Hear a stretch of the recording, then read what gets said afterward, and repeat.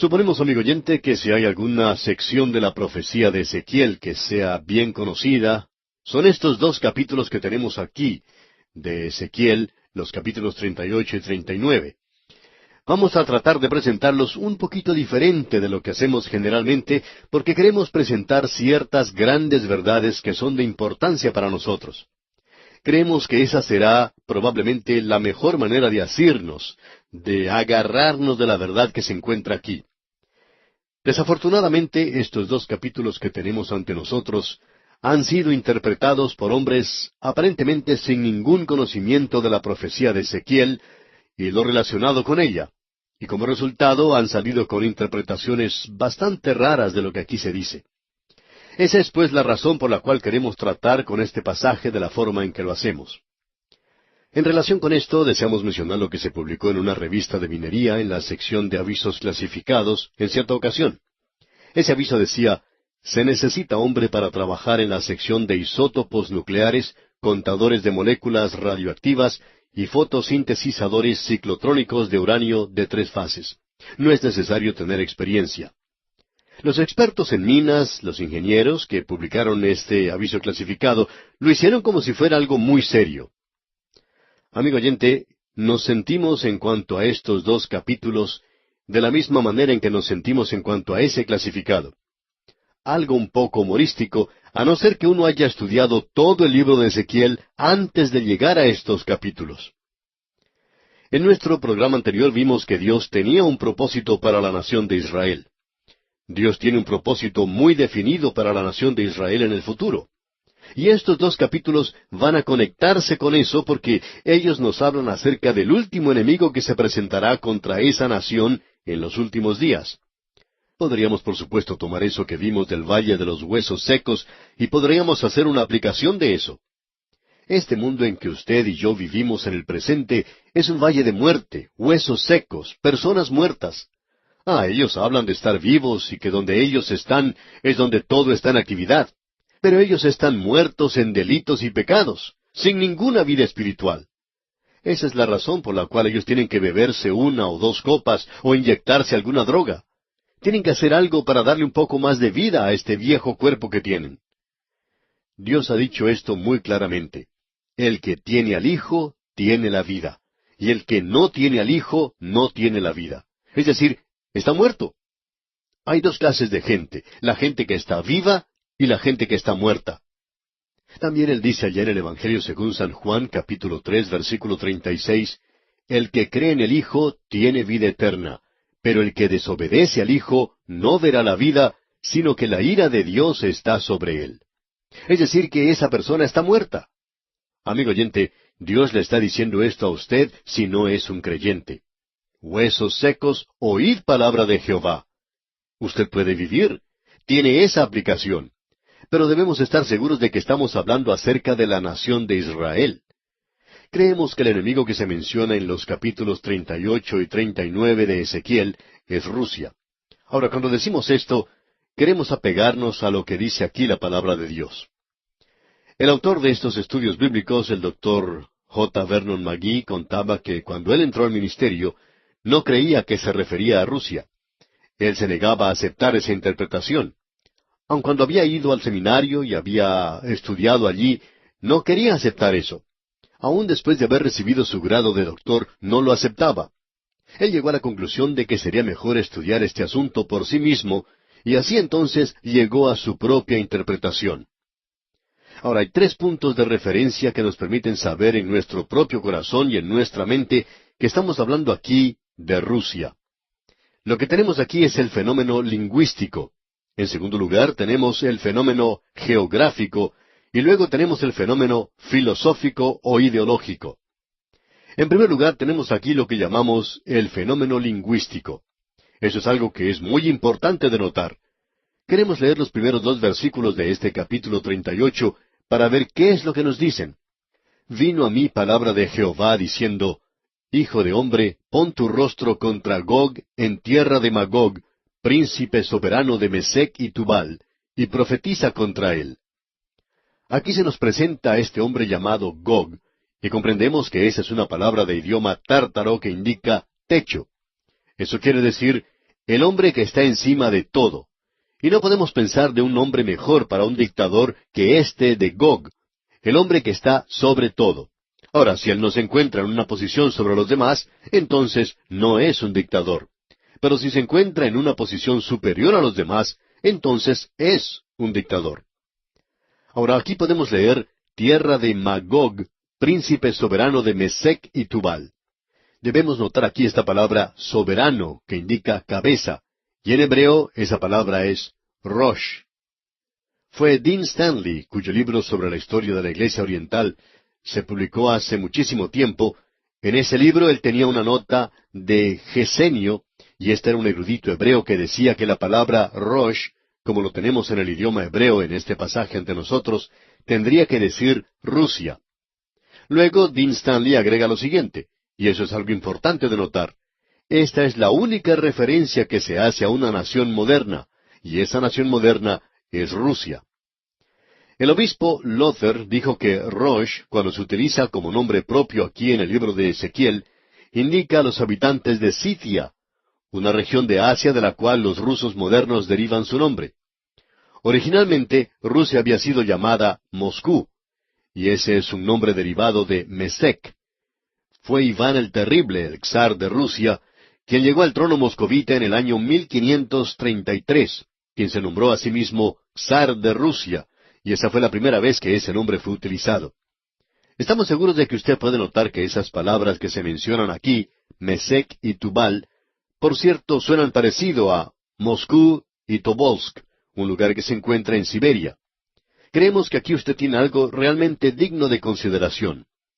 Nos damos cuenta que es imposible observar en este lenguaje palabras como esta y no llegar a la conclusión de que aquí se está hablando de la nación moderna de Rusia. Ahora, la segunda prueba o argumento que tenemos es el fenómeno geográfico. Aquí se menciona 2 veces la posición geográfica de los confines del norte. Aquí tenemos a varias naciones que van a estar con Rusia en aquel día. Gomer se refiere a Alemania y todas sus tropas, y la casa de Togarma, eso es Turquía en los confines del norte, y eso se nos dice allí con toda claridad. Luego en el versículo 15 leemos, «Vendrás de tu lugar, de las regiones del norte, tú y muchos pueblos contigo, todos ellos a caballo, gran multitud y poderoso ejército». Y luego en el capítulo 39, versículo 2 leemos, «Y te quebrantaré y te conduciré, y te haré subir de las partes del norte, y te traeré sobre los montes de Israel». Este lugar se identifica para nosotros como las partes del norte. Cuando usted observa un mapa, puede notar la ubicación de Rusia con respecto a Israel. El significado literal aquí, con toda franqueza, es las partes más extremas del norte. Usted toma un mapa y puede observar que Rusia se encuentra al nororiente y directamente al norte y al noroccidente. En realidad, uno puede apreciar que ese país cubre a Israel, tal como ese cuadro que uno ve por ahí de un hombre recostado contra un cacto, con su rostro cubierto por un amplio sombrero. Pensamos que la razón por la cual ese sombrero cubre todo su rostro es para que uno no pueda oír lo que él dice cuando se recuesta sobre ese cacto. Pero allí está, y se supone que está disfrutando de su siesta. No vemos cómo lo puede hacer recostado en un cacto. Pero ese sombrero lo cubre a él de la misma manera en que Rusia cubre a la nación de Israel. Y eso es del norte. El norte en la Biblia no indica el norte de su ciudad o de la mía. En la Biblia, norte es al norte de la tierra de Israel. Sur es al sur de la tierra de Israel. El oriente se encuentra al oriente de Israel y el occidente al occidente de Israel. Es decir que Israel es el centro geográfico en cuanto a la palabra de Dios se refiere. Llegamos ahora a las razones o fenómenos filosóficos que creemos. Pensamos aquí que tenemos una de las grandes pruebas, y esto es algo notable. En el versículo 3 del capítulo 38 de Ezequiel leemos, «Y di, así ha dicho Jehová el Señor, He aquí yo estoy contra ti, oh Gog, príncipe soberano de Mesec y Tubal». Son palabras extrañas las que vemos aquí. Dios ya ha dicho varias veces esto en el libro de Ezequiel. Lo ha dicho contra Babilonia, lo dijo contra Egipto, lo dijo contra esas naciones que estaban contra su pueblo y que en realidad estaban contra Dios. Y aquí tenemos a una nación que se presenta en los últimos días y que está contra Dios. Sabemos que está contra Dios y Dios dice, yo estoy contra ti. Lo que aquí se dice es diferente a lo dicho a otra nación. Dios dijo esto en cuanto a varias naciones que ya estaban en existencia a causa de la gran enemistad y el rechazo de Dios. Pero esta nación ni siquiera había llegado a existir cuando Ezequiel vio esto. Pero Dios dice que está contra esa nación. Ahora eso es algo extraño. Y vamos a decirle, amigo oyente, ¿por qué pensamos que es extraño? ¿Ha notado alguna vez que usted y yo estamos viendo algo que ninguna generación en el pasado ha visto? Es decir, que sea una nación cuya filosofía básica es contra Dios. La economía política de la nación descansa en esta premisa, de que no hay Dios. O sea, es atea. No hay ninguna otra nación en el pasado que se haya presentado de tal manera, con una posición tan declarada, con la cual dijera que no había Dios. Ahora alguien quizá nos puede preguntar, ¿y qué nos dice entonces acerca de las naciones paganas del pasado? Ninguna de esas naciones, amigo oyente, eran ateas. Todas eran politeístas desde el comienzo. Cuando los hombres se apartaban, no se hacían ateos. Y la razón por la cual no se hacían ateos, creemos que es fácil de comprender, ya que se encontraban demasiado cerca a la revelación. Después de todo, en los días de Noé uno no tenía ateos. Eso no era el problema con esa gente. El problema con ellos es que se habían apartado al pecado y adoraban a muchos dioses. El hombre se apartó en ese punto. Se apartó al politeísmo. Esa es la razón por la cual Dios juzgó a las naciones. Él dijo de Memphis, todos los ídolos van a desaparecer, y han desaparecido. Tal vez no hubo ninguna otra nación o pueblo que se hubiera entregado tanto a la idolatría, con excepción de los de Babilonia. Pero eso era lo que caracterizaba al mundo antiguo. Pero aquí tenemos a una nación cuya filosofía básica es que está contra Dios. Al principio no había ateos. Dios nunca dio un mandamiento contra el ateísmo al principio. Uno no puede encontrar eso. Por ejemplo, los dos primeros mandamientos que Él dio fueron contra el politeísmo. No tendrás dioses ajenos delante de mí. Ese fue el primer mandamiento. El segundo decía, no te harás imagen, ni ninguna semejanza de lo que esté arriba en el cielo, ni abajo en la tierra, ni en las aguas debajo de la tierra. Así es que aquí tenemos mandamientos contra el politeísmo, pero no hay ninguno contra el ateísmo. Cuando llegamos a la época de David, el ateísmo comenzaba a aparecer. Y David dijo, dice el necio en su corazón. Esa palabra necio es aún peor de lo que nosotros comprendemos por necio. Esto indica a una persona que ha perdido su juicio. Es decir, una persona que se ha vuelto loca. De paso, digamos que esa es la señal del ateo. Cierto hombre tenía un maravilloso ministerio entre los ateos, y Dios lo usó maravillosamente entre esta gente. En cierta ocasión, él escuchó decir a un hombre, yo no creo que haya un Dios, y creo que cuando morimos nos sucede lo mismo que le sucede a un perro. Con eso se acaba todo. Este predicador esperó hasta que toda la gente saliera del lugar, ya que no quería una situación embarazosa con este hombre, pero luego le dijo, ¿le oí yo correctamente a usted decir que no cree que hay un Dios? A lo que ese hombre contestó, así es.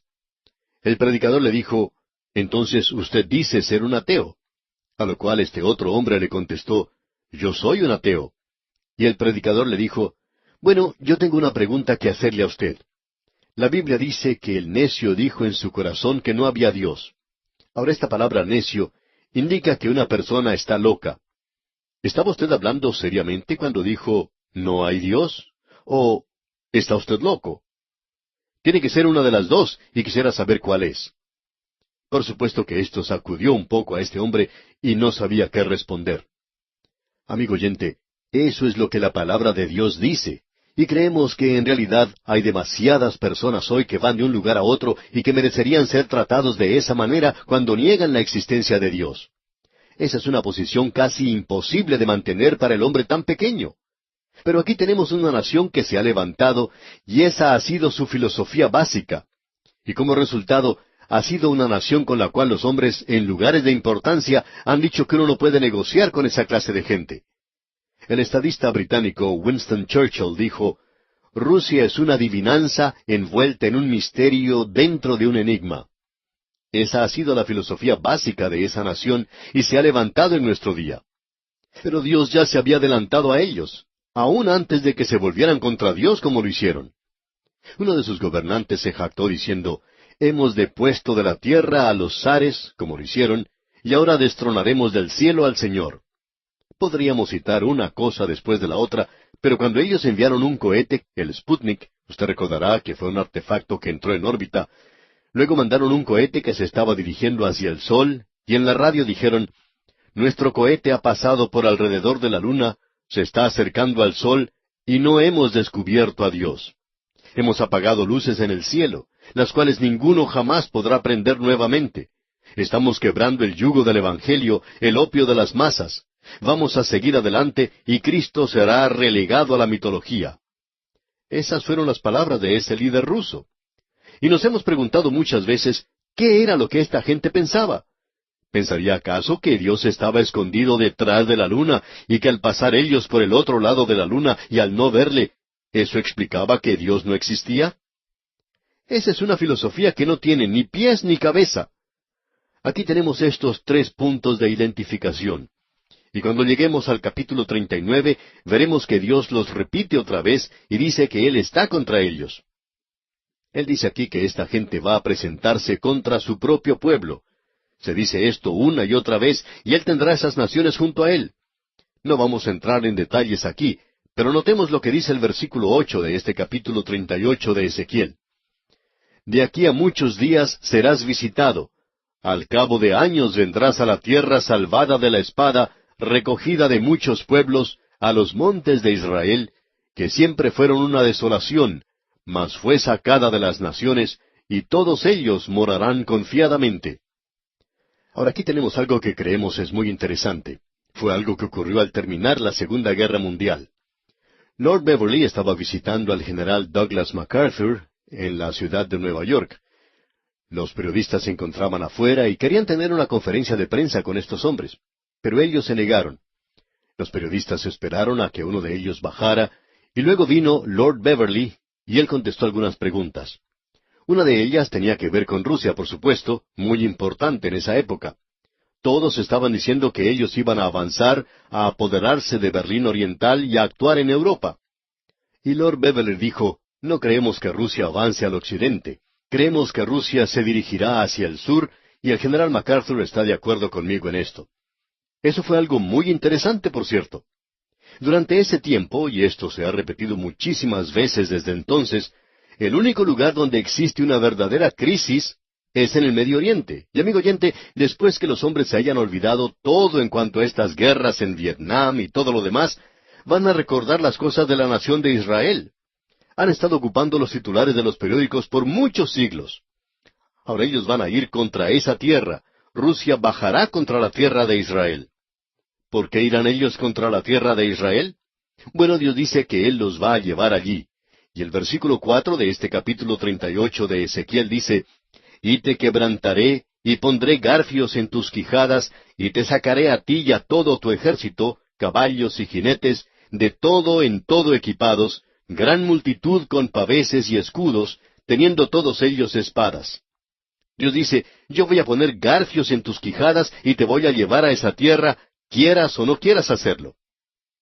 En nuestro próximo programa, Dios mediante, vamos a observar otros 3 garfios que podemos apreciar hoy, y creemos que habrá más de estos al avanzar aquí en nuestro estudio.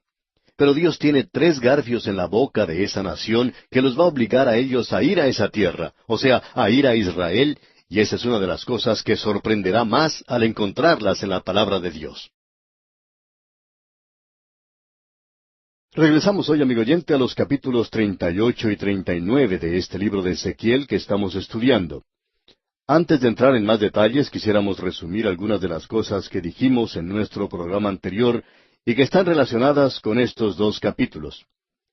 En primer lugar, dijimos que Gog, la tierra de Magog, y en lugar de ser príncipe soberano de Mesec y Tubal, es el príncipe de Rosh, o el príncipe de Rusia, Moscú y Tobolsk. Y dice aquí, profetiza contra él, y di, así ha dicho Jehová el Señor, he aquí, yo estoy contra ti. Vimos que teníamos aquí no solo un fenómeno lingüístico, como dijo Dean Stanley en su gran libro en cuanto al cercano oriente. Él presentó allí una declaración que era obvia, y estaba citando a Decenio, y que era una referencia a Rusia. En vista de eso, él dijo que ese país era la única nación moderna que se mencionaba en la palabra de Dios. Ahora nos preguntamos, ¿qué pensaría él acerca de aquellos que esperan poder encontrar a los Estados Unidos e Inglaterra en el Antiguo Testamento? Y por supuesto que esas son cosas nada más que especulativas. Pero aquí tenemos a Rusia según el idioma. No solo tenemos eso, sino que es identificada geográficamente. Aquí dice, vendrás de tu lugar, de las regiones del norte. Esa ubicación se nos presenta 3 veces en estos 2 capítulos. En cada caso se menciona al norte y se hace referencia a las partes extremas del norte, y Rusia está ubicada en ese lugar. Cuando uno comienza a dirigirse hacia el norte partiendo de Israel, uno termina en Rusia. Y si sigue su camino y continúa a través de Rusia, lo único que uno va a encontrar allí es témpanos de hielo y nieve y frío. Bien, si eso no fuera suficiente, además de los fenómenos lingüísticos y geográficos, tenemos el fenómeno filosófico. Y es que Dios presenta aquí esto en términos inequívocos, y Él lo repite. He aquí, yo estoy contra ti. Y Él dice que va a destruir a esa nación.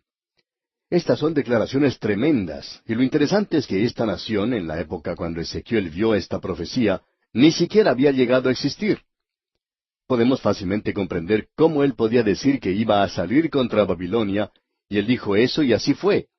Pero Babilonia era una nación que se encontraba en la idolatría, y Babilonia había tomado a su pueblo, o sea, al pueblo de Dios, en cautividad. Dios utilizó a esa nación para eso.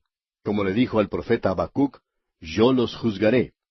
Podemos comprender eso, pero aquí tenemos a una nación que ni siquiera existía entonces, y antes de que llegara a existir, Dios dice, yo haré que ellos dejen de existir. Esto es algo, por cierto, notable.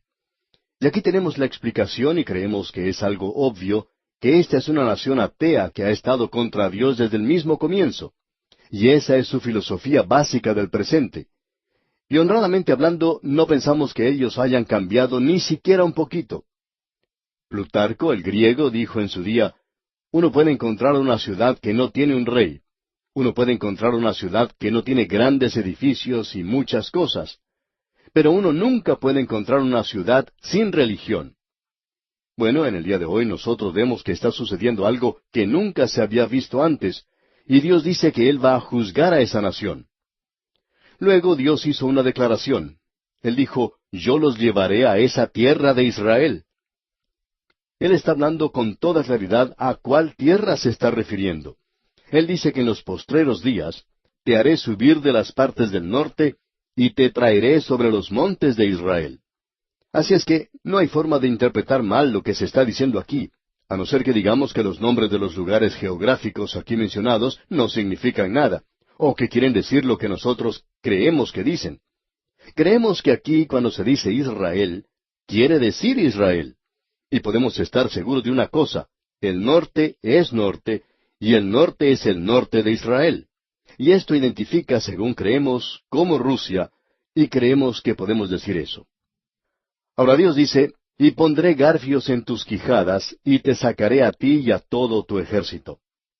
Esto había sido interpretado que Dios iba a poner garfios en sus quijadas para que cuando ellos llegaran a la tierra de Israel, Él pudiera sacarlos de ese lugar, que Él pudiera llevarlos fuera de ese lugar. Pero eso no es lo que quiere decir porque aquí se nos dice con toda claridad que Él va a juzgarlos en esa misma tierra y que ellos no van a salir de allí. Él no va a utilizar un garfio para sacarlos de ese lugar. Ahora en el versículo 11 del capítulo 39 leemos, en aquel tiempo yo daré a Gog lugar para sepultura allí en Israel, el valle de los que pasan al oriente del mar, y obstruirá el paso a los transeúntes, pues allí enterrarán a Gog y a toda su multitud, y lo llamarán el valle de Amón Gog. Ahora, si Él los va a sepultar en Israel, entonces vemos de manera clara y segura que Él no los va a sacar de ese lugar. Aquí se nos presenta de manera muy clara que va a haber una matanza en ese lugar como la que nunca se ha visto probablemente en la historia del mundo. Esto es algo que nos hace regresar y preguntar, ¿qué quiere decir con esto de que Él va a poner garfios en sus quijadas y que los va a sacar. Bueno, lo que dice allí es algo que cae debido a su peso. Yo los estoy llevando a la tierra de Israel. Y Dios dice, pondré garfios en tus quijadas y te sacaré a ti y a todo tu ejército. Ahora esta es la tierra donde Israel estará en esa ocasión. Por muchos años esa tierra no había sido ocupada por ellos. Amigo oyente, después de la destrucción que causó Tito en ese lugar, esta gente fue vendida como esclava a través del mundo, y habían estado esparcidas por todas partes en este mundo. Y la tierra no era una tierra donde fluye la leche y la miel. Hemos visto en el libro de Ezequiel que aún el desierto de Negev estaba cubierto con un bosque. Dios dijo que Él iba a quemar todo esto y así lo hizo. Por lo menos no hay árboles en esa zona en el presente. Ese es el lugar al cual se dirigió Elías después de haber dejado su siervo. Él continuó andando en el desierto y luego se refugió debajo de un árbol. Bueno, si Elías estuviera aquí hoy, él tendría problemas en encontrar un árbol bajo el cual poder refugiarse. Tendría que buscar alguna otra cosa. Mark Twain dijo en cuanto a esa tierra, Palestina está sentada en cilicio y cenizas, desolada y despreciada. Es una tierra sin esperanza, triste, derrotada. ¿Y por qué debería ser de otra manera? ¿Puede la maldición de la deidad embellecer a una tierra? Palestina ya no es algo de la vida diaria, es algo sagrado para la poesía y la tradición. Es una tierra de ensueños.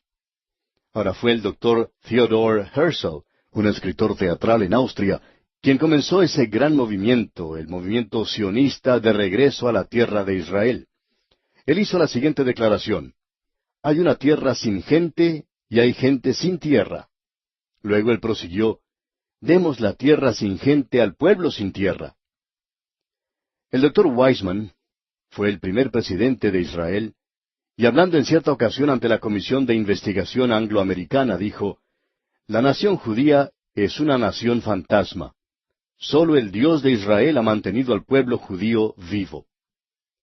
Y el señor David Ben-Gurión, el primer ministro por muchos años de ese Estado judío, dijo lo siguiente: el capítulo 37 de Ezequiel ha sido cumplido, y la nación de Israel está escuchando las pisadas del Mesías.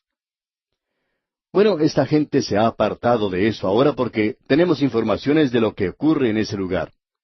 Por ejemplo, cuando se celebra el 21º aniversario de la nación, se había puesto un gran cartel en la ciudad de Tel Aviv, en un teatro, donde decía en inglés y en hebreo, la ciencia traerá paz a esta tierra. Bueno, nosotros pensábamos que la Biblia decía en el Antiguo Testamento que era el Mesías quien iba a llevar la paz a esa tierra. Así es que, aparentemente ellos están buscando a un nuevo Mesías en el presente. Ahora, Rusia irá a esa tierra. Eso es lo que creía Lord Beverly, como dijimos en una oportunidad anterior. Él hizo una declaración a la prensa diciendo, Rusia no se dirigirá hacia Europa Occidental, sino que se dirigirá a Asia y el cercano Oriente. Y él dijo que el general Douglas MacArthur estaba de acuerdo con él en ese punto de vista. Bueno, amigo oyente, esa declaración pronunciada hace tanto tiempo, cuando la mayoría de la gente pensaba que después de la Segunda Guerra Mundial, Rusia se dirigiría a Europa, hacia la zona occidental de Europa. Eso no ocurrió y ellos no han entrado en esa zona. Ahora, la situación que tenemos aquí es sencillamente la siguiente. Dios dice, pondré garfios en tus quijadas y te sacaré a ti y a todo tu ejército. Al cabo de años vendrás a la tierra salvada de la espada. Creemos que hoy nosotros podemos ver 3 garfios que Dios tiene y que Él puede utilizar para llevarlos a ellos a esa tierra. En primer lugar tenemos esto, que ellos están buscando un puerto de aguas templadas, un lugar para sus barcos. Y Rusia se está dirigiendo en esa dirección. Uno puede observar en Estambul a los barcos rusos que vienen del Mar Negro, pasando a través del Bósforo y dirigiéndose hacia el Mar Mediterráneo. Uno podía haber visto esto después de que tuvo lugar la Guerra de los 6 días. Y después de esa guerra, la fuerza naval rusa aumentó en un 40%. Ahora, ¿qué es lo que están buscando? Están buscando un puerto de aguas templadas y se están dirigiendo hacia el sur y hoy tienen una gran flota. Fue el almirante Sergei Gorshkov quien dijo, la bandera de la Marina Soviética ha sido orgullosamente desplegada en todos los mares del mundo. Tarde o temprano, los Estados Unidos llegarán a comprender que ya no tienen el control de todos los mares. Ellos están buscando un puerto de aguas cálidas. ¿A dónde se están dirigiendo? Bueno, ellos se están dirigiendo al mar Mediterráneo. Y la nación del lado oriental del mar Mediterráneo, que sería más apropiada para esto, sería la nación de Israel. Así es que, en el presente, ellos están muy interesados en dirigirse hacia el sur. Dios ha colocado un garfio en sus quijadas. Tenemos luego un segundo garfio que es utilizado por Dios. Nos referimos al petróleo. Se ha dicho una y otra vez que se está acabando la energía en este mundo, y el petróleo es uno de los productos que se está agotando. Como resultado de esto, el mundo se está volviendo hacia las zonas donde se encuentra el petróleo, y el petróleo está en el cercano oriente. Que esté en Israel o no lo esté no es lo importante. Lo importante es que hoy mucho de ese petróleo, a pesar de las relaciones tan difíciles entre los árabes y los israelíes, el petróleo pasa a través de esa tierra. Esto es algo muy sorprendente porque los barcos grandes no pueden pasar a través del canal de Suez. Así es que descargan su petróleo en un puerto que ha caído en manos de Israel, y luego es llevado a través de la tierra de Israel, y luego puede volver a ser cargado a los barcos en el puerto de Ashdod, siendo ese uno de los lugares. Así es que el petróleo ha llegado a ser algo en lo cual el mundo está muy interesado. Las reservas de petróleo pueden ser algo como lo que mencionaremos a continuación, aun cuando esto puede cambiar con nuevos descubrimientos de reservas de petróleo. Cierto investigador que tiene información en cuanto a la industria petrolera dijo que el total de las reservas de petróleo en el mundo en el presente se estima en unos 300,000 millones de barriles, y que se está utilizando 6,400 millones de barriles por año, y que las reservas de petróleo de Rusia son de 11,200 millones de barriles, y que los Estados Unidos tiene 35,000 millones de barriles en reservas de petróleo. Pero que en el Medio Oriente, las reservas de petróleo son de unos 167,000 millones de barriles.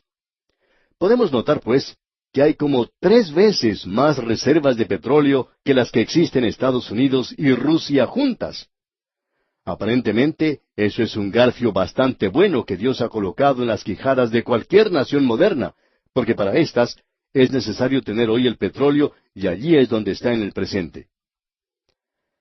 Ahora, el tercer garfio que quisiéramos mencionar es el Mar Muerto.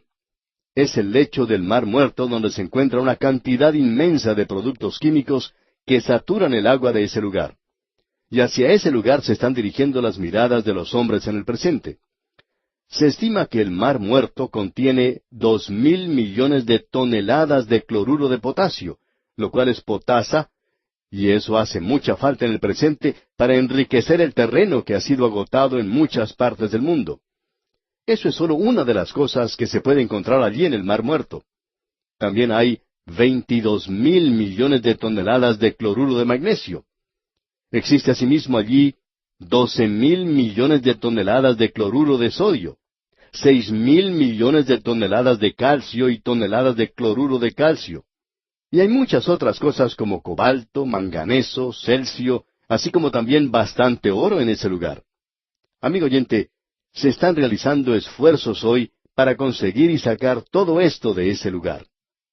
Ahora, si usted hubiera existido, digamos, unos cuantos millones de años atrás, y si usted hubiera podido observar al Señor formando esta tierra, y Él estaba preparando este lugar aquí, el Mar Muerto, usted probablemente le hubiera preguntado, ¿por qué estás haciendo esto, encerrando ese mar? ¿Va a quedar allí un lugar muy salado? Y Él hubiera contestado, es que estoy preparando una carnada. Entonces usted hubiera preguntado, ¿preparando una carnada? ¿Para qué? Y Él hubiera contestado, dentro de unos cuantos millones de años, llegará una nación en el norte, y yo los voy a traer en esta dirección, así es que estoy preparando el anzuelo con su carnada, aun un poquito antes de tiempo. Y eso es lo que Dios había estado haciendo, amigo oyente. Él ha estado preparando ese anzuelo. Ellos se están dirigiendo en esa dirección, y la pregunta es, ¿cuándo harán eso? Bueno, aquí es donde hay muchos que no están de acuerdo. Hay algunos que piensan que será al final de esta edad, es decir, en la cual estamos en el presente, antes de que salga de aquí la iglesia. Hay otros que opinan que ellos bajarán al comienzo de la gran tribulación. Otros dicen que al final de la gran tribulación. Y hay quienes creen que vendrán al comienzo del milenio. No vamos a entrar en estos diferentes puntos de vista. Lo único que deseamos decir hoy es que nuestro punto de vista en particular es que ellos vendrán en los postreros días. Esos postreros días, como hemos visto en otros profetas, y llega a ser ahora un término técnico, se refiere específicamente al período de la gran tribulación. No deseamos entrar en detalles en cuanto a esto, pero cuando llegue al poder el anticristo, llegará al poder basándose en una promesa, una plataforma de paz. Va a prometer la paz, la prosperidad y todo lo que el mundo quiere hoy, y como resultado de esto, habrá una paz falsa. En el medio de ese período de tribulación de 7 años, habrá una paz al comienzo. Luego Rusia bajará del norte, y amigo oyente, nosotros pensamos que aquí es cuando ocurren las cosas. ¿Cuál será el resultado? En el capítulo 39 de este libro de Ezequiel, versículo 2, leemos, «Y te quebrantaré, y te conduciré, y te haré subir de las partes del norte, y te traeré sobre los montes de Israel». Creemos que tenemos aquí una referencia a 6 plagas que vendrán. ¿Cuáles son esas plagas? Bueno, en el versículo 22 del capítulo 38, Dios dice, «Y yo litigaré contra él con pestilencia y con sangre, y haré llover sobre él, sobre sus tropas y sobre los muchos pueblos que están con él, impetuosa lluvia, y piedras de granizo, fuego y azufre». Note usted, «y yo litigaré contra él». Y aquí tenemos estas 6 cosas: pestilencia, sangre, luego tenemos una gran lluvia, piedras de granizo, fuego y azufre. Esos son los 6 juicios. Ahora, ¿por qué nos presentó Dios la destrucción de Sodoma y Gomorra? Bueno, para que nosotros sepamos cómo va Él a juzgar a este mundo. ¿Cómo fue que destruyó a Sodoma y a Gomorra? Bueno, lo hizo con azufre. Se nos dice que llovió sobre la ciudad granizo y fuego y azufre, y así es exactamente como Dios destruirá a este ejército que vendrá desde el norte contra su pueblo para destruirlo. Usted debe recordar que Rusia siempre ha sido una nación antisemita desde el mismo principio. Y suponemos que fuera de la tierra de Israel y de los Estados Unidos, la mayor cantidad de judíos se encuentra precisamente en Rusia. Bueno, ellos bajarán. Dios dice que así sucederá, y así será como Él llegará a destruirlos. Ahora esto tiene un mensaje para mí aquí, y queremos decirlo rápidamente, pero es necesario hacerlo. Cuando Dios estaba listo para destruir a Sodoma y Gomorra, Abraham pensaba que Dios estaba haciendo algo injusto. Y él le dijo, si hubiera allí unos 50, 40, 30, 20, si hubiera allí 10 personas justas, ¿por qué no bajó a una? Porque él pensaba que Lot no era un hijo de Dios, aunque sí lo era. Y usted sabe lo que Dios le dijo a Lot. Tú tienes que salir de la ciudad, porque no puedo destruir la ciudad mientras tú estás allí. No creemos que Dios permitirá, pues, que llegue la tribulación hasta cuando Él saque a su iglesia de este mundo, y ese es el cuadro que tenemos. Y aquí se nos da esa información. Este es un pasaje de la Escritura sobresaliente, diríamos. Y amigo oyente, hay mucha gente hoy que no lee este libro de Ezequiel. Hemos llegado, amigo oyente, a la última división principal en la profecía de Ezequiel. Tenemos algo aquí que confiamos usted haya descubierto, ya que es importante, y lo hemos visto en los libros de Isaías y Jeremías, y ahora también en el libro de Ezequiel. Y es que estos libros no son escritos en una forma así descuidada, no son presentados de una manera confusa, sino que existe un plan y un propósito definido en cada uno de estos libros. Y hemos visto esto ahora en el libro de Ezequiel. En primer lugar, vimos a Ezequiel entre los cautivos, en los canales que salían del río Éufrates en la tierra de Babilonia. Los profetas mentirosos, usted recordará, habían animado a la gente a creer, ya que Jerusalén no había sido destruida cuando Nabucodonosor subió contra ella 2 veces, pues que eso nunca iba a ocurrir, que Dios no permitiría eso. Así es como ellos estaban interpretando la profecía, y estaban completamente equivocados. Ezequiel una y otra vez profetizaba que Dios iba a permitir a Nabucodonosor que destruyera la ciudad. Era una ciudad llena de sangre, una ciudad impía, una ciudad pecaminosa, y aunque era la ciudad de Dios, iba a ser destruida. Y así sucedió. Ahora, en el momento en que la ciudad fue destruida, aún antes de recibir información de este hecho, Ezequiel ya no tiene nada más que decir en cuanto a este tema. Inmediatamente él comienza a tener otra cosa para la gente, o sea, animarles para cuando recibieran las malas noticias. No hubo nunca un profeta tan iluminado, digamos, como Ezequiel. Él mira hacia el futuro, hacia el reino venidero, cuando la gloria de Dios aparecerá nuevamente sobre esta tierra. Ahora, en los capítulos 38 y 39, vimos otro enemigo cuando ellos regresen a esa tierra, y creemos que habrá una paz falsa. Ellos regresarán allá bajo el anticristo, y el anticristo les hará creer que la paz ahora ha llegado a la tierra y que todos los problemas de la tierra ya se han arreglado, y que ahora están entrando en el milenio. Pero esto no es cierto, porque en medio del período de la gran tribulación, es decir, en ese período de 7 años, del norte baja un enemigo.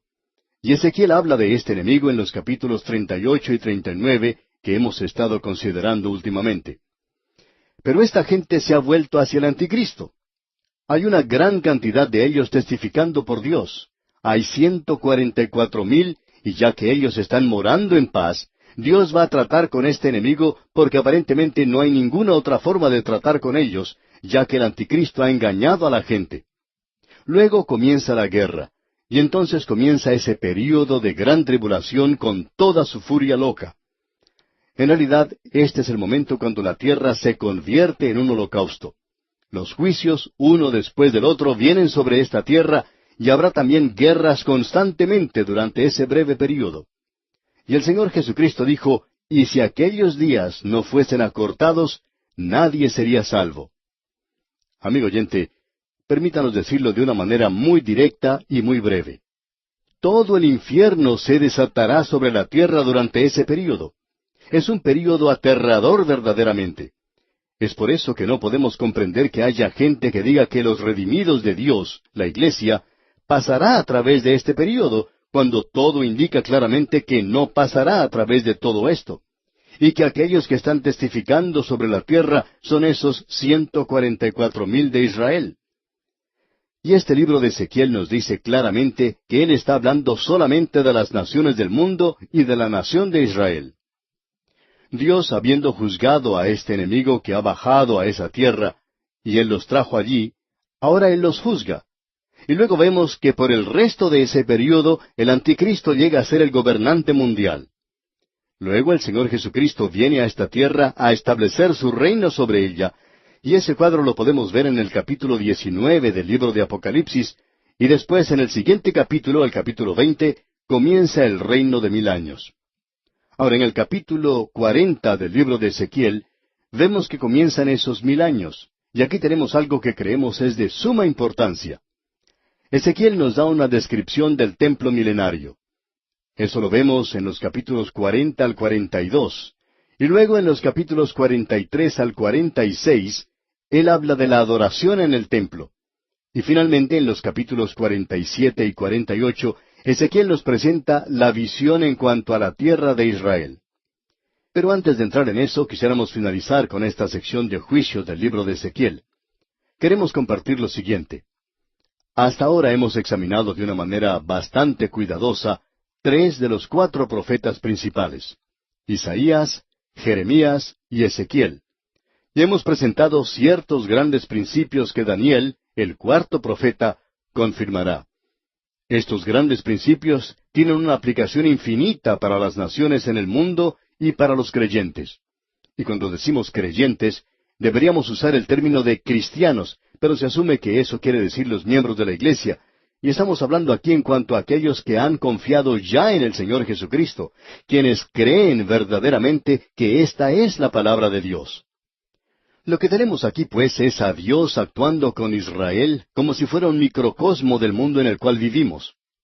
Así es que cuando usted observa que Dios actúa con Israel, esa es la interpretación. Israel aquí quiere decir Israel. No sabemos por qué hay algunas personas cuando ellos miran el mapa que aparece en las últimas páginas de sus Biblias y ven a Israel, dicen, bueno, esa es una tierra, esto es real.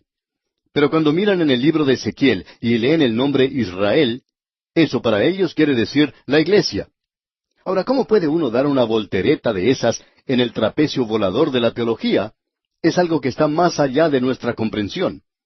Pero hay algunos que son muy aptos para hacer esto. Deseamos que usted se dé cuenta que esos principios que podemos ver aquí y que Dios usa al tratar con su propio pueblo, estos principios son eternos porque ellos están unidos al carácter y a los atributos de Dios.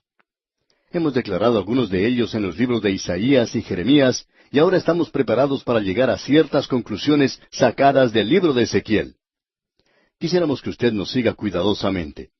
Ninguno de los profetas enfatiza tanto la gloria, la santidad de Dios, más que Ezequiel. Él vio la gloria de Dios. Esa fue esa gran visión que se menciona al principio del libro. Él nunca se alejó de eso. Y es necesario que reconozcamos eso y que tampoco nos apartemos. Su énfasis, por tanto, es en cuanto al juicio, como ya hemos dicho. Todo lo que Ezequiel dijo cuando pasamos a través de esa sección una y otra vez es que Dios es misericordioso y no quiere que nadie perezca. Una y otra vez Él les advirtió que se volvieran a Dios, porque si no lo hacían, Él iba a juzgar a Jerusalén. Por muchos capítulos Él dijo eso. Ahora el énfasis era sobre el juicio de Dios. Cuando eso llegó entonces, Ezequiel les animaba al mirar ellos hacia el futuro. Pero Él les dijo que llegaría otro enemigo. Y el Señor Jesucristo cuando estuvo aquí, lloró sobre Jerusalén, usted recordará, porque Él sabía que Tito iba a llegar dentro de unos cuantos años y destruiría la ciudad de la misma manera en que lo había hecho Nabucodonosor, y como se hará en el futuro, y eso aún está por venir. Lo que es importante aquí es que había cosas que estaban mal en Jerusalén, y que si esa ciudad iba a disfrutar de las bendiciones de Dios, esas cosas deberían ser corregidas. Los mentirosos deberían dejar de mentir, los ladrones deberían dejar de robar, los que andaban sin ley deberían obedecer la ley, y que los justos deberían prevalecer en la ciudad. Solamente entonces podrían ellos tener la bendición de Dios, cuando Dios fuera reconocido y respetado en la tierra.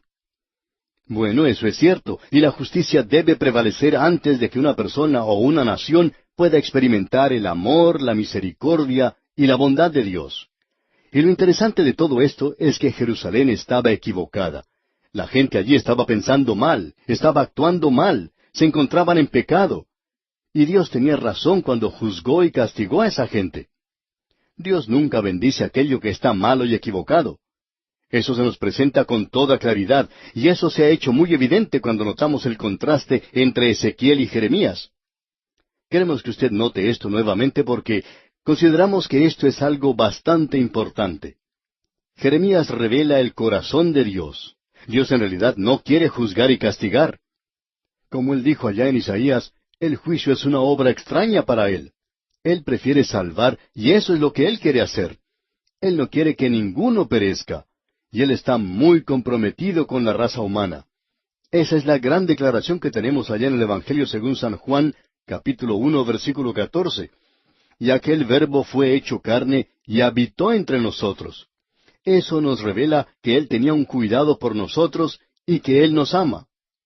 Cuando Jerusalén fue destruida, eso quebrantó su corazón, y Jeremías lloró sobre la ciudad, y no nos sorprende entonces que la gente haya pensado que Jesús era Jeremías, porque él también lloró sobre la ciudad de Jerusalén. Ahora en Ezequiel tenemos algo completamente diferente. Cuando Jerusalén fue destruida, en ese mismo instante murió la esposa de Ezequiel, y Dios le prohibió a él que se lamentara o que sintiera tristeza por ella. Ezequiel tenía que seguir portándose como si nada hubiera ocurrido. Dios estaba llorando sobre Jerusalén, pero Dios no lamentaba o llevaba luto por ello. Dios no se estaba arrepintiendo por lo que había hecho. Lo que tenemos aquí es que Dios con sus ojos llenos de lágrimas castigó a Jerusalén y destruyó a esa ciudad, y Él estaba realizando aquello que estaba de acuerdo con su carácter, aquello que era justo, porque Dios hace lo que es justo, amigo oyente. El apóstol Pablo hace la pregunta, ¿hay alguna injusticia en Dios?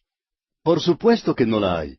Dios hace lo que es justo, de modo que su gloria se manifiesta en juicio, su gracia se manifiesta en la redención, y si Él no hubiera provisto esa redención para nosotros, entonces no habría ninguna clase de salvación para el hombre.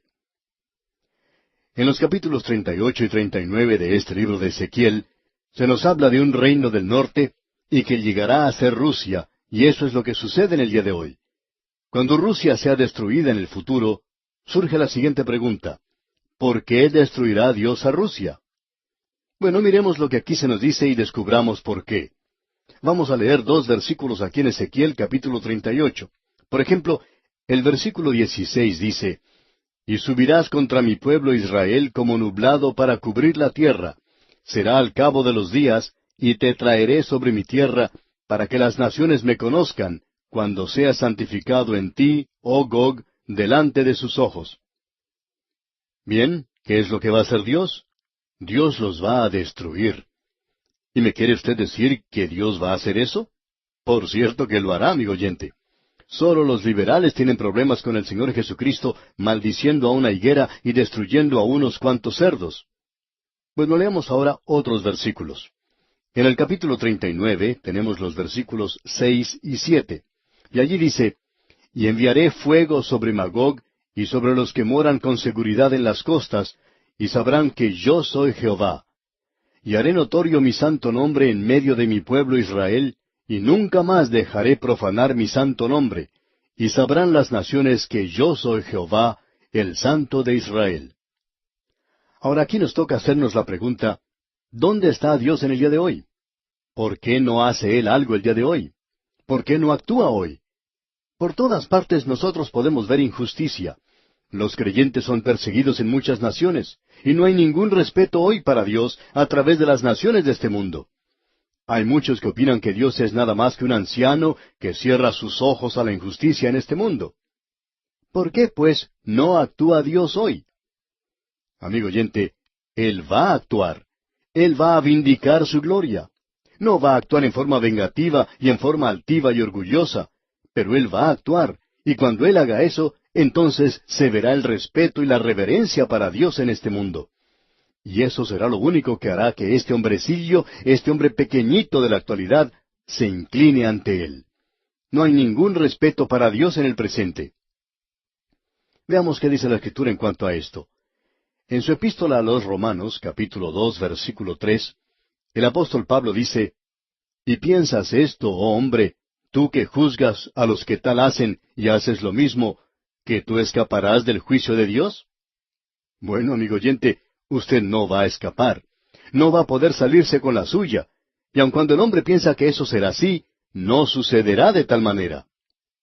También en la epístola a los Hebreos, capítulo 2, versículos 3 y 4, leemos: ¿Cómo escaparemos nosotros si descuidamos una salvación tan grande, la cual, habiendo sido anunciada primeramente por el Señor, nos fue confirmada por los que oyeron, testificando Dios juntamente con ellos, con señales y prodigios y diversos milagros y repartimientos del Espíritu Santo según su voluntad? ¿Cómo puede uno escapar si descuida una salvación tan grande, amigo oyente? Bueno, no puede escapar simplemente. No hay ninguna respuesta para esto. Permítanos mencionar algo aquí, amigo oyente, que tiene un efecto chocante, digamos, para algunos predicadores liberales y para aquellos que están tratando de hacerse un nombre para sí mismos y tratan de ganarse a todo el mundo. Quieren hacer del mundo un lugar mejor para vivir, para la gente que está en camino al infierno. Y aún algunos fundamentalistas hoy están demasiado ocupados tratando de corregir a otros fundamentalistas que no tienen tiempo para tratar con este tema, y aquí lo tenemos. Amigo oyente, el infierno es una realidad terrible. Usted puede interpretar esto como le guste. Es un lugar donde un Dios santo coloca a aquellos que están en rebelión contra Él, y a aquellos que pecan con impunidad, y a aquellos que blasfeman su santo nombre a voluntad, aquellos que viven como animales en nombre de la libertad, sin embargo, se entregan a la inmoralidad más grasa. Amigo oyente, el nombre santo de Dios va a ser vindicado. Ahora, ¿cómo será eso? ¿En amor? Dios está demostrando su amor hoy, habiendo entregado a su Hijo. Aquellos de nosotros que le nombramos a Él, necesitamos aprender una lección. Necesitamos aprender que no podemos actuar con ligereza en cuanto a Él. No podemos actuar ante Él con demasiada intimidad. Nuestro Dios es un Dios santo, y debemos aprender que nosotros no podemos andar presumiendo ante Él. No podemos pecar y pensar que nada nos va a suceder. Si esto fuera así, entonces Dios no sería nada mejor de lo que usted es. Amigo oyente, yo soy una criatura, yo soy un pecador, pero soy lo que soy hoy por la gracia de Dios. El hombre no es otra cosa sino una criatura, y la voluntad de Dios prevalecerá, y nuestra posición de vida es la de inclinarnos ante Él. Mi libertad hoy se encuentra en la voluntad de Dios. Él recuerda que somos polvo, pero podemos decir con el apóstol Pablo, mas fui recibido a misericordia. Amigo oyente, si usted lo desafía a Él puede aplastarle a usted debajo de sus pies. Pero Él le amará y le ama en el día de hoy. Él dice, y haré notorio mi santo nombre en medio de mi pueblo Israel, y nunca más dejaré profanar mi santo nombre. Eso es lo que dice nuestro Señor, y Él está en control de todo, amigo oyente. Tenga usted en cuenta que el hombre no es quien está en control, es Dios quien está en control de todo. Y aquí vamos a detenernos por hoy. Dios mediante, en nuestro próximo programa, continuaremos con este tema y vamos a finalizar nuestro estudio de este libro de Ezequiel. Mientras tanto, le sugerimos que usted se lea los 8 capítulos restantes, los capítulos 40 al 48 de este libro de Ezequiel, para que se familiarice con su contenido antes de llegar a nuestro próximo estudio. En el día de hoy, amigo oyente, llegamos al último estudio de este libro de Ezequiel, y vamos a comenzar este estudio en el capítulo 40. En nuestro programa anterior tuvimos un breve bosquejo de lo que encontramos en esta última sección. Aquí tenemos una descripción del templo milenario en los capítulos 40 al 42. Luego, en los capítulos 43 al 46, encontramos la adoración en el templo milenario, y luego tenemos la visión en cuanto a la tierra en los capítulos 47 al 48. Como usted bien puede comprender, no vamos a entrar en demasiados detalles aquí. Creemos que si usted dedica su propio tiempo a estudiar lo que dicen estos capítulos, encontrará que saca mucho beneficio de ellos. Por eso es necesario que usted tenga también las notas y bosquejos en cuanto a estos libros, para que pueda estudiarlos detenidamente en su propia casa. Ahora quizá alguien pregunte, ¿por qué no entran en más detalles en esto? Bueno, hay varias razones, amigo oyente.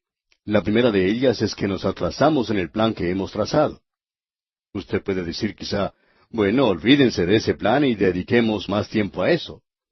Amigo oyente, ya hemos dicho desde el comienzo que nos encontramos en este autobús bíblico y queremos finalizar nuestro recorrido a través de toda la Biblia en unos 5 años. Y si no hacemos esto, vamos a pasarnos el resto de este siglo estudiando aquí esta porción. Ahora esa es la primera razón. La segunda razón es la siguiente.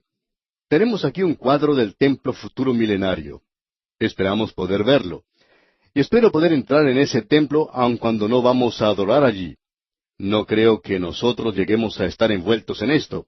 Es un templo que estará aquí en la tierra, y nosotros vamos a estar en un lugar que se nos presenta allá en el capítulo 21 de Apocalipsis. Allí puede encontrar usted una descripción de la Nueva Jerusalén. Esa será la dirección final del creyente. Y si usted quiere darle su dirección en la eternidad a cualquier persona, aun cuando no sabemos cuál será el nombre de la calle en la que se encontrará, será en la Nueva Jerusalén. Por lo menos sabemos la ciudad donde vamos a residir. Allí se encuentra una descripción, pues, de esa ciudad, y una de las cosas que se dice allí es lo siguiente. Y no vi en ella templo, porque el Señor, Dios Todopoderoso, es el templo de ella y el Cordero. Así que nosotros vamos a estar en un lugar donde no habrá templo. No habrá un templo allí, no habrá necesidad de un templo. La tierra tendrá uno por lo menos durante el tiempo del milenio. De modo que aquí tenemos un cuadro del templo milenario. Pero nosotros los creyentes vamos a estar allí donde no habrá un templo. Y eso me gusta un poco más a mí porque a mí no me agradan mucho los ritos. No creemos que eso añada mucho a la adoración. A veces pensamos que esos ejercicios preliminares en las iglesias demoran demasiado tiempo. Y ya que no nos gustan todas estas cosas, creemos que vamos a disfrutarlo mucho cuando estemos allá en el cielo, donde el Dios Todopoderoso y el Cordero serán el templo. Nosotros estaremos allí. No podemos ni siquiera imaginarnos lo maravilloso que va a ser esto.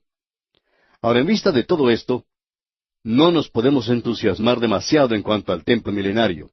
pero quizá deberíamos hacerlo. Bien, vamos entonces a comenzar leyendo en el capítulo 40. Nosotros hemos podido ver el progreso y el desarrollo de este libro de Ezequiel. Después de que se domina al enemigo, vamos a ver que ellos van a entrar al milenio y que habrá un templo en esta tierra. De paso, digamos que aún estamos hablando en cuanto a esta tierra. Esto indica que Israel y las naciones gentiles serán salvadas. La iglesia se encontrará allá arriba con él en la Nueva Jerusalén. El primer versículo, pues, del capítulo 40 nos dice: En el año 25 de nuestro cautiverio, al principio del año, a los 10 días del mes, a los 14 años después que la ciudad fue conquistada, en aquel mismo día vino sobre mí la mano de Jehová y me llevó allá. Ahora la ciudad de Jerusalén había sido destruida. El templo había sido quemado. Aún así, a este hombre Ezequiel se le muestra el templo que estará en ese lugar. Y en los versículos 2 y 3 de este capítulo 40 de Ezequiel leemos: En visiones de Dios me llevó a la tierra de Israel, y me puso sobre un monte muy alto, sobre el cual había un edificio parecido a una gran ciudad, hacia la parte sur. Me llevó allí, y he aquí un varón, cuyo aspecto era como aspecto de bronce, y tenía un cordel de lino en su mano, y una caña de medir, y él estaba a la puerta. Cada vez que uno encuentra a un hombre con una caña de medir, por lo general es un ángel, y eso es lo que tenemos aquí. Quiere decir que Dios se está preparando para actuar nuevamente entre su pueblo terrenal aquí sobre la tierra. Y esa parece ser la significación de esto. Usted encuentra eso en el libro de Apocalipsis, y también lo podrá ver una vez más cuando entremos a estudiar lo que dicen los profetas menores. Creemos que ese es el significado de esto. Ahora, en el versículo 4 de este capítulo 40 leemos: Y me habló aquel varón diciendo: Hijo de hombre, mira con tus ojos, y oye con tus oídos, y pon tu corazón a todas las cosas que te muestro, porque para que yo te las mostrase has sido traído aquí. Cuenta todo lo que ves a la casa de Israel. Creemos que él fue llevado literalmente a Jerusalén. Es decir, creemos que Ezequiel fue llevado en forma literal a Jerusalén y que a él se le mostró la visión del templo milenario que va a estar allí en el futuro. La visión del templo futuro comienza en el versículo 5. Aquí tenemos bastante información bien detallada. No tenemos interés en realidad de entrar en todo esto, pero veamos lo que dice el versículo 5. Y he aquí un muro fuera de la casa, y la caña de medir que aquel varón tenía en la mano era de 6 codos, de a codo y palmo menor, y midió el espesor del muro de una caña y la altura de otra caña. Aquí se nos habla del templo futuro. Aparentemente se nos muestra aquí sus contornos, y esto puede llegar a ser una cosa de mucha belleza. Esto se nos presenta aquí en los 2 próximos capítulos sin mucho detalle. Encontramos algo muy interesante. En el versículo 35, él comienza a mencionar algunos puntos específicos. Allí dice, leamos el versículo 35, Me llevó luego a la puerta del norte, y midió conforme a estas medidas. Luego en el versículo 39 dice, Y en la entrada de la puerta había 2 mesas a un lado, y otras 2 al otro, para degollar sobre ellas el holocausto y la expiación y el sacrificio por el pecado. Aparentemente se va a repetir otra vez los sacrificios, y cuando contemplemos lo que se dice en cuanto a la adoración, vamos a ver esto. Podemos ver aquí que habrá sacrificios. Ahora el versículo 41 dice, 4 mesas a un lado y 4 mesas al otro lado, junto a la puerta, 8 mesas sobre las cuales degollarán las víctimas. Habrá sacrificios en el milenio. Y tenemos algo que decir en cuanto a esto dentro de un momento. Ahora ellos no solo van a tener sacrificios, sino que habrá música en el templo. Habrá cantantes. Notemos lo que dice el versículo 44. Y fuera de la puerta interior, en el atrio de adentro, que estaba al lado de la puerta del norte, estaban las cámaras de los cantores, las cuales miraban hacia el sur. Una estaba al lado de la puerta del oriente, que miraba hacia el norte. Luego se menciona otra vez el altar en el versículo 47, donde dice, Y midió el atrio 100 codos de longitud y 100 codos de anchura. Era cuadrado, y el altar estaba delante de la casa. Así es que se nos destaca aquí una y otra vez que habrá un altar para el sacrificio. Hoy en la ciudad de Jerusalén existe un modelo bastante grande de lo que era la ciudad de Jerusalén en los días de Herodes, lo que indica que eran los días de Cristo. En esa maqueta o modelo existe un templo. Lo interesante en cuanto a ese templo es que no muestra allí un altar para los sacrificios. Los que hicieron ese modelo dejaron eso de lado, lo dejaron por fuera. Los judíos ortodoxos se muestran un poco confusos en cuanto a esto y por supuesto que el judío liberal quiere librarse de eso de una vez por todas. Pero aquí en este templo del milenio encontramos este lugar en particular y aquí se presenta el altar y eso es para los sacrificios. Bueno, dejemos eso por un momento y regresaremos a esto más adelante. Ahora en el capítulo 41, primer versículo leemos, Me introdujo luego en el templo y midió los postes, siendo el ancho 6 codos de un lado y 6 codos de otro, que era el ancho del tabernáculo. Aquí tenemos algo más y creemos que es algo muy importante de ver de nuestra parte. Y es que al comenzar a mirar el templo, reconocemos que había algo que aparentemente estaba ausente en los últimos días del templo de Salomón, y esa es la gloria Shekinah, la presencia de Dios. Vamos a ver cuando lleguemos al capítulo 43 que esa gloria regresa al templo. Cuando uno llega allí para la adoración en el templo, aquel a quien tienen que adorar se encuentra en el templo, y pensamos que probablemente no será otro sino el Señor Jesucristo mismo. Ahora, los primeros 2 versículos del capítulo 43, nos dicen lo siguiente. Me llevó luego a la puerta que mira hacia el oriente, y he aquí la gloria del Dios de Israel que venía del oriente, y su sonido era como el sonido de muchas aguas, y la tierra resplandecía a causa de su gloria. Creemos que lo que tenemos aquí no es otra cosa sino simplemente la persona de Cristo mismo, y la gloria Shekinah se ve con él. Cuando él vino hace más de 2000 años, la gloria no estaba junto con él. Ahora pasando al versículo 4 del capítulo 43 de Ezequiel, leemos, Y la gloria de Jehová entró en la casa por la vía de la puerta que daba al oriente. Aparentemente, él regresa de esa dirección, y vamos a decir algo en cuanto a eso. Ahora notemos lo que nos dice en cuanto a la adoración en el versículo 19. Debemos notar que aquí estamos tratando con la adoración en esta casa. El versículo 19 dice, A los sacerdotes levitas que son del linaje de Sadoc, que se acerquen a mí, dice Jehová el Señor, para ministrar ante mí, darás un becerro de la vacada para expiación. Aquí tenemos las ofrendas. Lo que aquí tenemos es que aparentemente regresa o se trae nuevamente la Pascua. Allá en el capítulo 46, versículo 2, leemos, Y el príncipe entrará por el camino del portal de la puerta exterior, y estará en pie junto al umbral de la puerta mientras los sacerdotes ofrezcan su holocausto y sus ofrendas de paz, y adorará junto a la entrada de la puerta. Después saldrá, pero no se cerrará la puerta hasta la tarde. La Pascua nos habla directamente de Cristo. Se nos dice que Cristo es nuestra Pascua, que Él fue ofrecido por nosotros. Ahora llegamos aquí a un interrogante de importancia, y lo que se pregunta es lo siguiente. Después de que todos los sacrificios fueron cumplidos en Cristo, ¿por qué son restaurados nuevamente durante el milenio? Esta es una pregunta bastante buena. Y el autor de estos estudios bíblicos, el doctor J. Vernon McGee, contaba que él fue a un seminario que tomaba una posición amilenaria, es decir, que los que allí enseñaban no creían que habría un milenio, y esta gente espiritualizaba esta sección. Y una de las lecciones que los alumnos de aquel seminario tenían que aprender era 27 objeciones al punto de vista premilenario. Y los alumnos tenían que aprender esto para poder pasar el curso.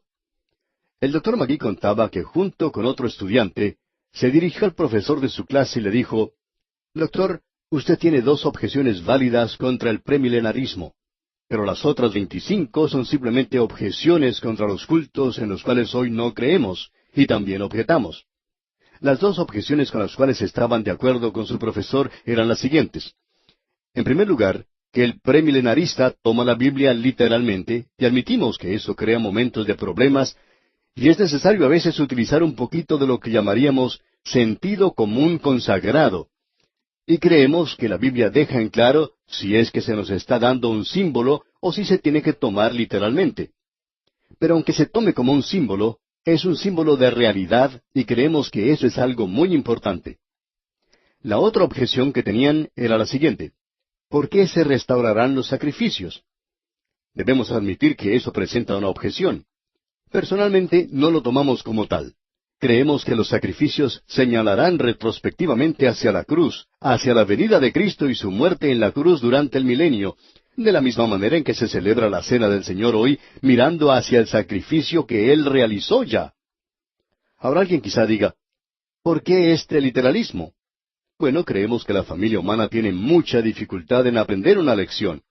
Eso ocurre conmigo también. Y esa es la razón por la cual creemos que literalmente la sangre de Cristo va a estar en el cielo. Es sencillamente porque existe una razón para eso. Se nos va a revelar ese terrible abismo del cual fuimos sacados nosotros, siendo salvados del pecado y del infierno para el cielo. Eso, amigo oyente, es algo bastante grande y algo que solamente Dios tiene el poder para realizarlo. Y eso nos lo recordará. Y la restauración de los sacrificios va a revelar a esta gente cómo ellos fueron también redimidos. Ahora esa sería nuestra respuesta. Llegamos ahora al capítulo 44, y aquí tenemos algo que es muy relevante. Y quizá con esto podamos tener un poquito más de luz. Leamos el primer versículo de este capítulo 44 de Ezequiel. Me hizo volver hacia la puerta exterior del santuario, la cual mira hacia el oriente, y estaba cerrada. Bueno, la puerta hacia el oriente estaba cerrada. Luego leemos en los versículos 2 y 3, y me dijo Jehová, esta puerta estará cerrada, no se abrirá, ni entrará por ella hombre, porque Jehová Dios de Israel entró por ella. Estará por tanto cerrada. En cuanto al príncipe, por ser el príncipe, él se sentará allí para comer pan delante de Jehová. Por el vestíbulo de la puerta entrará, y por ese mismo camino saldrá. Lo que aquí vemos ha llevado a una declaración bastante particular que hacen muchos premilenaristas, que la puerta oriental de la ciudad se encuentra allí hoy, y está cerrada, no será abierta hasta que llegue el Mesías, y que Él va a entrar por esa puerta. Ahora existe varias objeciones en cuanto a esto, y cuando usted lo estudia aquí en el libro de Ezequiel, usted descubre dos cosas. En primer lugar, que el príncipe que viene no es el Señor Jesucristo. Hay muchas personas que piensan que ese príncipe es David. Otros piensan que no es David, pero todos están de acuerdo en que no se refiere al Señor Jesucristo. Ahora alguien quizá diga, ¿cómo saben ustedes eso? Porque Él ofrece un sacrificio y adora a Dios. Bueno, el Señor Jesucristo es Dios, y Él nunca ofreció un sacrificio cuando se encontraba aquí en la tierra anteriormente, y opinamos que Él no va a estar aquí ofreciendo sacrificios en aquel día tampoco. Eso no será necesario. Él aún podrá decir entonces, ¿quién de ustedes me acusa de pecado? Así es que no pensamos que Él sea el príncipe aquí. Tenemos una idea en cuanto a esto. Personalmente creemos que es David. Sabemos que hay muchos que opinan que este es un príncipe del linaje de David que se encontrará allí y que Él es aquel. Y si usted acepta ese punto de vista, usted va a estar en buena compañía y con mucha gente. Pero si usted quiere estar en lo correcto, pues ya sabe con quién tiene que ir, ¿no es verdad? Pero hablando seriamente, quisiéramos agregar que la puerta de la cual se está hablando aquí es obviamente no la puerta de la ciudad, sino que es la puerta del templo. Ahora alguien va a decir, no está allí. Y eso es lo que queremos señalar, amigo oyente. El templo tiene que ser edificado antes que todo esto pueda tomar lugar. Y por tanto, no es esa puerta que hoy está cerrada. Esto no tiene nada que ver con esto. Alguien nos dirá, bueno, ¿no piensa usted que puede entrar por esa puerta? Bueno, probablemente el príncipe que vendrá entrará por esa puerta. No vemos ninguna objeción en cuanto a eso, pero ese muro puede ser derribado y puede ponerse otra puerta. Usted debe recordar que esa no es la pared o el muro que estaba allí cuando el Señor Jesucristo estuvo aquí. Y por cierto, esa no era la pared que estaba allí y que observó Ezequiel, porque hace mucho tiempo que ha sido destruida. Ahora llegamos a algo más aquí. Hemos visto ahora la adoración en el templo. Tenemos ahora un cuadro en la tierra. En el capítulo 47 tenemos algo que creemos es probablemente uno de los pasajes más cautivantes de las Escrituras, y vamos a decir unas cuantas palabras en cuanto a esto. En el primer versículo del capítulo 47 de Ezequiel leemos, Me hizo volver luego a la entrada de la casa, Y he aquí aguas que salían de debajo del umbral de la casa hacia el oriente, porque la fachada de la casa estaba al oriente, y las aguas descendían de debajo hacia el lado derecho de la casa, al sur del altar. Es decir, que provenía del altar del trono. Y allí es donde se originan las bendiciones. Se originan en el altar. Todo lo que nos llega a nosotros a manera de bendición, amigo oyente, viene a través de la muerte de Cristo por usted y por mí en la cruz. Ahora el agua sale y primero se nos dice que solamente llega a los tobillos, y veamos lo que nos dice el versículo 2 de este capítulo 47. Y me sacó por el camino de la puerta del norte, y me hizo dar la vuelta por el camino exterior, fuera de la puerta, al camino de la que mira al oriente, y vi que las aguas salían del lado derecho. Y en el final del versículo 3 leemos, y me hizo pasar por las aguas hasta los tobillos. Pensamos que cuando se habla de la profundidad hasta los tobillos nada más, nos habla del andar, y la fuente del agua se encuentra en la redención de Cristo. Todo el servicio está anclado allí. Entonces, cuando hablamos del agua hasta los tobillos, deberíamos hablar del andar del creyente. Cuando habla de los lomos, uno se ciña los lomos para servicio. Así es que aquí tenemos el servicio. Es así que el andar del creyente descansa sobre la redención que tenemos en Cristo. Los lomos representan el servicio, pero creemos que la interpretación de esto se aplica para aquel día, porque creemos que habrá una fuente de agua eterna que saldrá del altar en aquel día, que será una bendición para la tierra. Amigo oyente, en ese lugar se necesita mucho el agua hoy. Luego continúa avanzando y encontramos que después tiene profundidad suficiente como para nadar. Esto nos habla de la abundancia del Espíritu. Esto habla del día cuando Dios derramará su Espíritu sobre esta gente. No lo está haciendo en el presente. Él está morando dentro de los creyentes en el presente. Luego en el versículo 7 de este capítulo 47 se menciona a muchos árboles. Y ese es el fruto que habrá en nuestras vidas. ¡Qué cuadro el que tenemos aquí, amigo oyente! Y el libro de Ezequiel finaliza entonces presentando un cuadro de la ciudad milenaria y de la tierra durante el milenio. Toda la maldición ya ha sido quitada. ¡Qué cuadro, amigo oyente, el que tenemos aquí! Y así pues, finaliza nuestro estudio de este libro del profeta Ezequiel. Esperamos que haya sido de gran bendición para usted.